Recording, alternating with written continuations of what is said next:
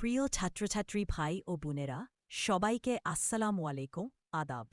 আমি নুসরাত ফারিহা। আজকে আপনাদের সঙ্গে আলোচনা করব নৈতিক শিক্ষা নিয়ে। তাহলে চলুন আর দেরি না করে আমরা মূল আলোচনায় চলে যাই। তবে একটা বিষয় বলে রাখি, আমাদের আলোচনা শেষে এই পাঠের জন্য ৫টি এমসিকিউ প্রশ্ন থাকবে। প্রত্যেকটি প্রশ্নের মান ১ পয়েন্ট। টোটাল ৫টি প্রশ্ন থাকবে। মোট মার্ক ৫ পয়েন্ট। যারা কাঙ্ক্ষিত মার্ক অর্জন করতে পারবেন তাদের পরবর্তীতে উপবৃত্তির জন্য নির্বাচিত হবেন। তাহলে চলুন আর দেরি না করে আমরা মূল আলোচনায় চলে যাই। নৈতিক শিক্ষার প্রয়োজনীয়তা। নৈতিকতা ছাড়া সমাজ ও জীবন বিশৃঙ্খল হয়ে পড়ে। একটি সুন্দর সমাজ, শান্তিপূর্ণ পরিবেশ ও উন্নত রাষ্ট্র গঠনে নৈতিক শিক্ষার ভূমিকা অপরিসীম। এটি শিশুকাল থেকে শেখানো উচিত।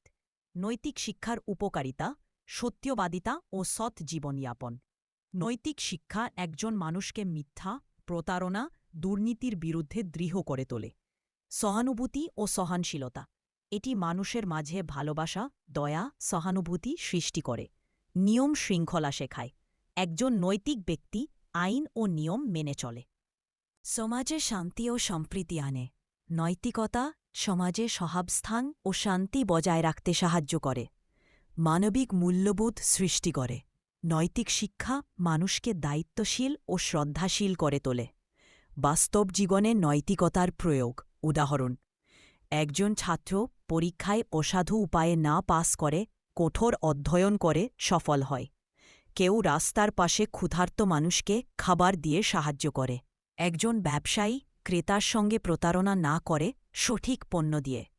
নৈতিক শিক্ষার উৎসসমূহ: পরিবার, শিক্ষা প্রতিষ্ঠান, ধর্মীয় শিক্ষা, সামাজিক অনুষ্ঠান, ভালো বই ও গল্প। নৈতিক শিক্ষার অভাবের পরিণতি: সমাজে দুর্নীতি বৃদ্ধি পায়, সহিংসতা ও অসহিষ্ণুতা বাড়ে, মানুষ পরস্পরের প্রতি আস্থা হারায়, শান্তি ও সৌহার্দ্য নষ্ট হয়। নৈতিক শিক্ষা শুধু একজন ব্যক্তিকে নয়, পুরো জাতিকে পরিবর্তন করতে পারে। এটি আত্মগঠনের অন্যতম প্রধান উপাদান। আমাদের সবারই উচিত ছোটবেলা থেকে নৈতিক গুণাবলী আয়ত্ত করা এবং তা জীবনে প্রয়োগ করা।